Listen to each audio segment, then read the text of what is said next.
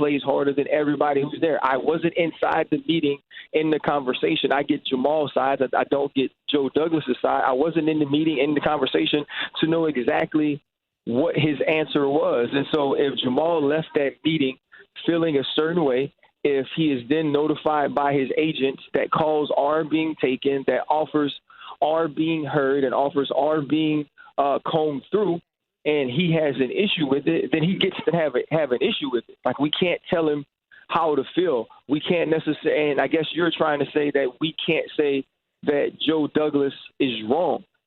We can say that Jamal Adams does feel wrong. Jamal Adams does feel lied to. Jamal Adams does feel deceived. And that's the thing that we can't dispute, because obviously he has voiced his opinion on that. And so from a regular business standpoint, then yeah, you can say that Joe Douglas went about his business the way he wanted to go about his business.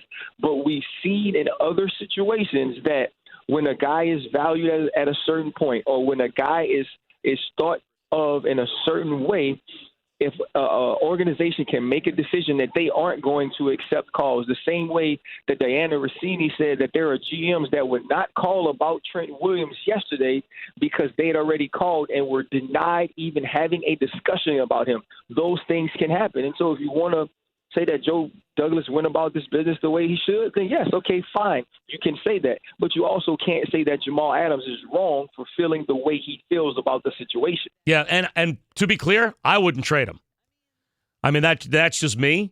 I think he puts something culturally into that locker room from, just a competitive fire standpoint that outweighs the fact that he maybe plays a position that isn't the highest leverage position. Like, he's not a left tackle. He's not a shutdown corner. He's not a quarterback. I get that. But, like, just culturally, you need dudes like that on your team. If you're the Warriors and Steph Curry breaks his hand, then you've really got problems.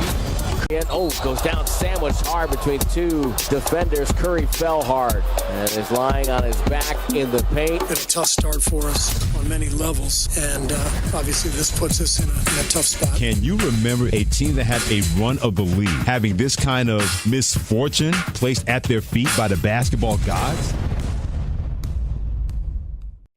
Along with us right now, Major League Baseball analyst extraordinaire, does a phenomenal job for the MLB Network, especially throughout the World Series. Just upped this game to another level as far as I'm concerned. Not that he isn't stellar during the regular season, because he is. I'm talking about the one and only Cliff Floyd. He's on the line with us right now. What's going on, man? How are you? Man, all's good, man. How you feeling? I'm disgusted, man. I'm disgusted. I ain't gonna lie, Cliff. I'm not. Listen. Predictions are right. Predictions are wrong. I've had my share of both. Make no mistake about that. But here's what really bothers me, Cliff. It's just me. It's Game 7. Everybody knows no matter how much your best is, you find another level, you find another gear. It's a championship on the line. You bring the rain. Right. Okay? You got Garrett Cole in the bullpen.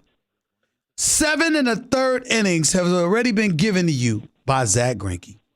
And you go to Will Harris instead of Garrett Cole. Can you explain that to me? Right. Well, look, I'll put it like this, Steve, and I watched that and I thought the same thing. When Garrett Cole got up the inning before, I'm thinking then A.J. Hinch has a plan, regardless of what Greinke does in that situation. A.J. Hinch is going to make this change and bring in Garrett Cole. Right. But then when you look at what Greinke was and how well he was going, it was too hard to take that ball out of his hand, man. So, but you got to remember, Cliff, I'm not saying to take the ball out of Greinke's hands. I'm saying once you made the decision to go away from Greinke, who the hell else are you supposed to bring in before Garrett Cole? You're thinking, obviously, right? You're thinking Cole. But again, these are situations that are very dicey when you talk about starters roles. These are very difficult situations, Steve, because you want them to get a fresh inning. That's the most important thing. I know sometimes you go against the grain and go, look, I don't care what point of the inning, I need you to get out. I get it. But when you talk about all these guys that he's brought in thus far this whole postseason, Will Harris has been a big part of it. That bullpen has done the job. So you can see where he's like, I don't want to put Garrett Cole in a tough situation because, again, these are stressful innings. These are stressful situations. He's going on 2 days rest. He's never done this before. So all these things go against his gut telling him this is a perfect situation for Garrett Cole to come into. LaFleur right here with Stephen A., ESPN Radio, ESPN News. I certainly don't want to fail to give credit where credit is due as it pertains to the Washington Nationals. As far as I'm concerned, Scherzer put forth a gutsy performance. Corbin came in, was absolutely stellar in my mind, deserves a lot of credit. And in terms of hitters like Howie Kendricks, Juan Soto, I mean, these guys, Rendon, of course, these guys are special. Should we have seen this coming?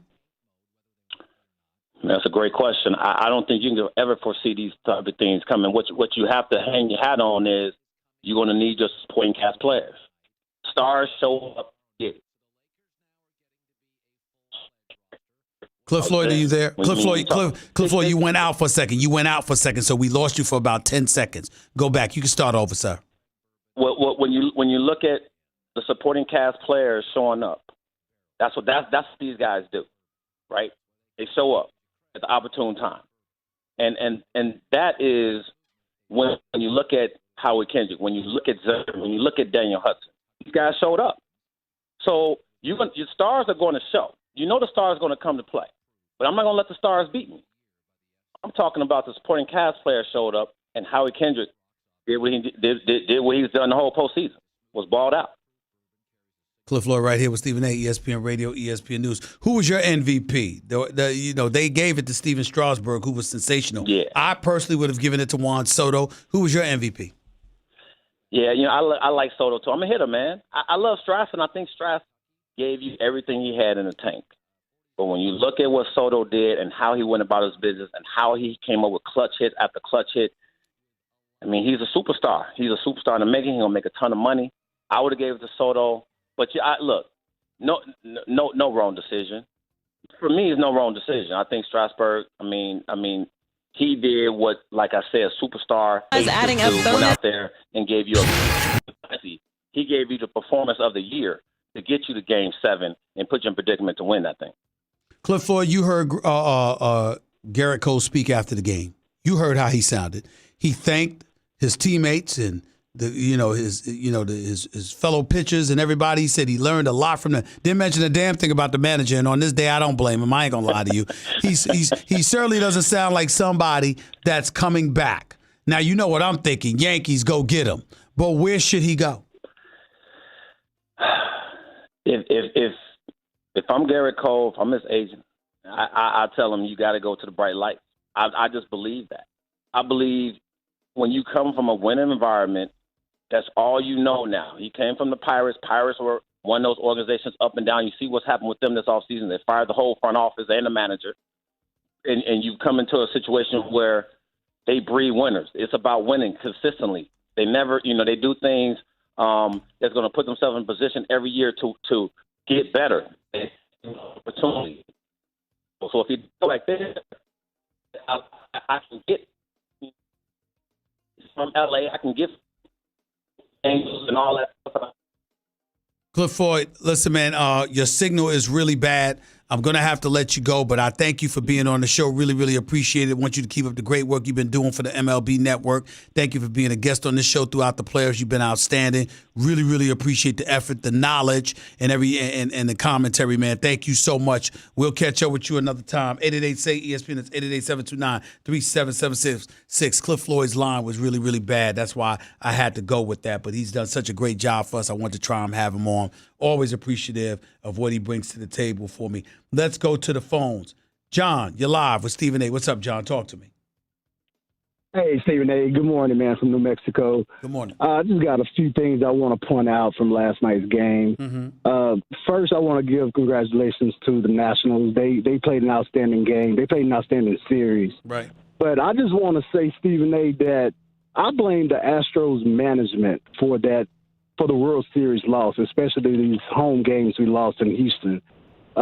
They were ill-prepared last night. I mean, I think the Nationals played a really good game with strategy, With that being said, meaning that with Max Scherzer not being able to play, they said that around, game 5 that he wasn't going to be available to this injury or whatever. I think that was just strategy so that could get Houston ill-prepared, and I blame that on the Houston management. Because when they showed up, they weren't prepared for Max Scherzer to be, pitching. I disagree with you. I disagree with you. They had a 2-1 lead, actually a 2-0 lead on Max Scherzer. Max Scherzer is an outstanding pitcher. This dude's a 3-time Cy Young Award winner. This dude shows up. He's big time, all right? And even though he had neck spasms that kept him out of Game 5 or what have you, the bottom line is that he's a stud. And so it didn't surprise me at all how gutsy his performance was, but the Astros still were able to have a 2-0 lead. So to me, it wasn't about Scherzer at all. It's about decisions made by A.J. Hinch that I believe ultimately cost him. Right, and I do believe that as well. That was my next point. I believe A.J. Hinch, just really did not play his bullpen efficiently as he should have. There's no way that Garrett Cole shouldn't have been pitching last night to at least held it to a 4-3 lead when the Nationals did come back and take the lead. But I do feel like that he didn't use his bullpen correctly, especially putting Will Harris in there. I'm not going to lie to you. If it were me inside of 9 innings, based on what Zach Greinke gave me, you'd have never seen him. I'm telling you right now, I'd have went with Garrett Cole. I'd have went with Garrett Cole without hesitation. He would have been, and you would have known, I'd have advertised the damn thing, for crying out loud. I'd have told the rest of the relievers, yeah, man, here's some cheese doodles, some pumpkin seeds, whatever the hell you want to eat. You want some brew? You want me to send some Budweisers out there? I don't give a damn. You will not see, action tonight if I can help it because I'm going with Greinke and Cole. That's what I'm doing. That's what I'm doing. They haven't shown me that they can get taken out. Greinke performed stellar in Game 3. We know what Cole has done. I would have went with him without hesitation. I'd have thought twice about it. I would not have thought twice about it. I'm telling you that right now. Appreciate the call. 888-SAY-ESPN. That's 888-729-3776. More of your calls before we close out the hour and start off hour number 2 with Damian Woody. So don't touch that dial. You're listening right here to the Stephen A. Smith Show, ESPN Radio, ESPN News. By the way, when it comes to hiring, you don't have time to waste. You need to get to your short list of qualified candidates fast.